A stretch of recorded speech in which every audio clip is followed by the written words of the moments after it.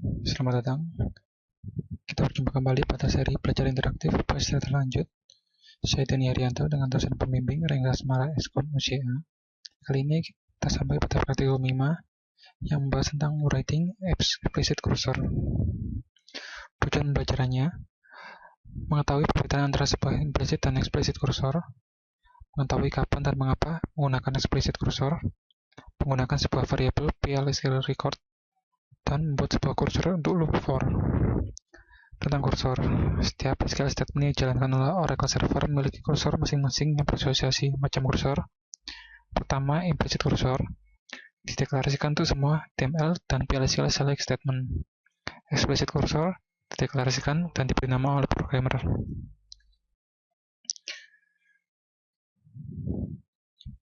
Fungsi pada explicit cursor digambarkan seperti ini. Cursor menuju kepada set yang sedang aktif, kemudian menggenerate baris data. Cara mengontrol explicit cursor: pertama, berdeklarasi membuat sebuah statement SQL,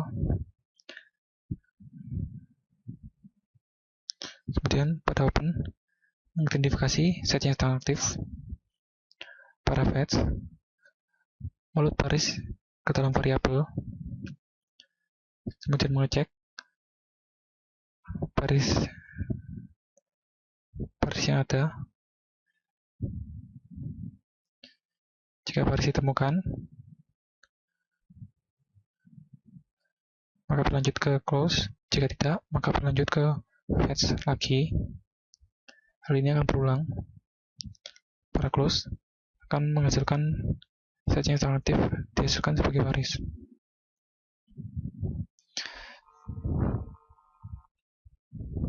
Cara mengontrol explicit cursor: pertama, membuka kursor. Kedua, mendapatkan sebuah baris. Ketiga, menutup kursor. Mendeklarasikan kursor, sintaksnya kursor, kemudian nama kursor is, kemudian select statement-nya. Catatan, jangan menyertakan kata into dalam deklarasi kursor.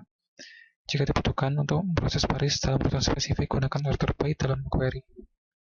Contohnya seperti berikut.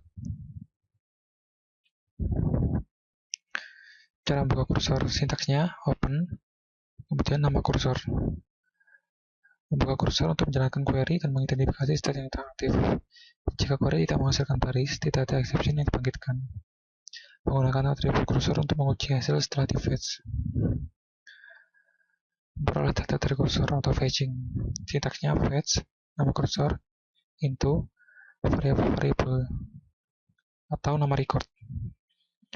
Menyimpan value dari current row ke dalam variabel. Menyertakan jumlah yang sama dari variabel. Membandingkan setiap variabel untuk mencocokkan pada posisi kolom. Dan menguji untuk melihat apakah kursor berisi baris. Contohnya, kursor dimasukkan ke looping, fetch data dimasukkan ke variabel-variabel, dan keluar ketika kondisi. Cara menutup kursor, sintaksnya close, kemudian nama kursor. Menutup kursor setelah selesai memproses baris. Membuka kembali kursor jika diperlukan. Jangan mencoba untuk mendapatkan data dari sebuah kursor setelah kursor tersebut telah ditutup. Atribut pada explicit cursor dapat diperoleh informasi status sebuah kursor sebagai berikut. Dengan atribut isOpen, atribut boolean, mengetahui apakah kursor sedang terbuka atau tidak. Dengan atribut notFound, dengan tipe boolean, mengetahui apakah data menghasilkan baris atau tidak. Dengan atribut found, dengan tipe boolean, akan menghasilkan true jika menghasilkan baris. Dengan atribut trueCount, dengan tipe number, menghasilkan jumlah baris yang telah di-fetch. Atribut version isOpen mendapatkan baris hanya ketika kursor terbuka. Gunakan version isOpen sebelum melakukan sebuah fetch untuk menguji apakah kursor sedang terbuka. Contohnya seperti berikut. Jika kursor sudah terbuka, kemudian buka. Jika kursor sudah terbuka, kemudian open kursor. Mengontrol multiple fetch. Memproses beberapa baris dari sebuah explicit kursor menggunakan sebuah loop. Mendapatkan sebuah baris pada setiap iterasi. Gunakan atribut dari explicit kursor untuk menguji keberhasilan dari setiap fetch. Atribut not found atau dan rowcon. Gunakan rowcon untuk mendapatkan jumlah tepat dari baris. Gunakan not found untuk menentukan kapan keluar dari loop. Contohnya sebagai berikut. Kursor dan record. Memproses baris dari set yang aktif dengan fetching values ke dalam file PLSQL record. Cara penggunanya sebagai berikut. Menghasilkan MB record employee ID 100 dan lasemnya king. Kursor for loop sintaksnya for nama record in nama kursor loop, kemudian menjalankan statement diakhiri dengan end loop. Kursor for loop adalah jalan pintas untuk proses explicit kursor. Implicit open, fetch, exit, dan close terjadi. Membuka, fetch, keluar, dan menutup secara implisit terjadi. Record deklarasikan secara implisit. Contoh di bawah ini untuk mencetak daftar pegawai yang bekerja untuk departemen penjualan atau sales. Kursor for loop dengan subqueries. Kita perlu untuk mendeklarasikan kursor. Contohnya sebagai berikut.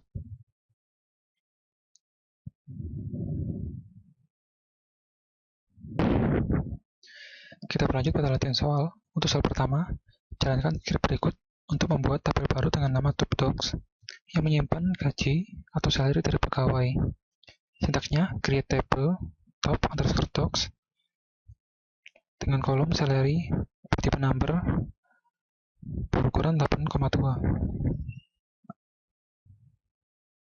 Kita masukkan query pada SQL Plus untuk membuat tabel TopDocs.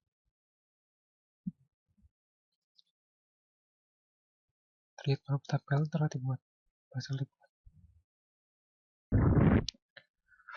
Untuk soal nomor 2, buat program PLSQL untuk menyimpan data N pegawai yang memiliki gaji tertinggi.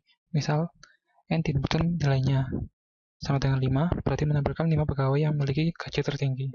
Keterangan, gunakan perintah define untuk menyimpan nilai N.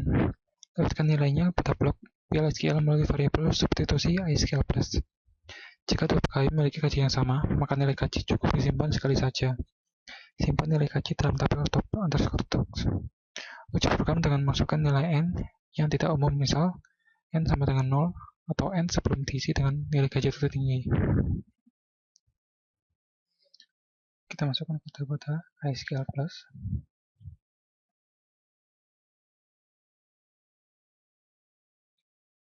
Kemudian tekan execute. Masukkan value untuk N. Kemudian tekan continue. Dapat terlihat bahwa query telah dijalankan dengan sukses. Kemudian kita coba lihat pada isi pada tabel TopDocs.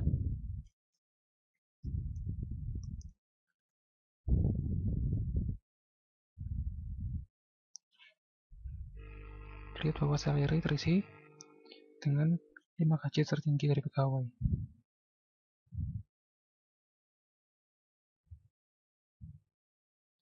Kita lakukan lagi dengan menginputkan N sama dengan 0.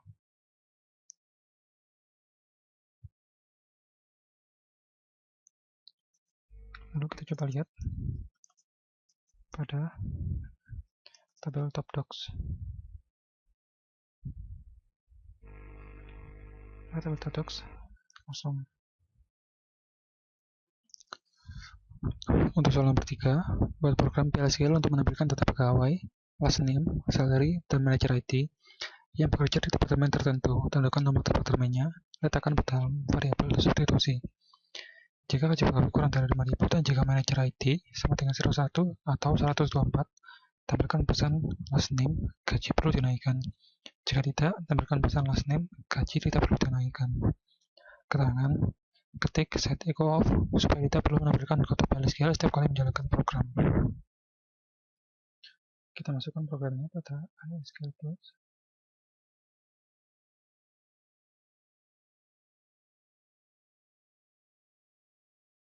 Dan tekan execute, maka akan menghasilkan bulan gaji perlu dinaikkan.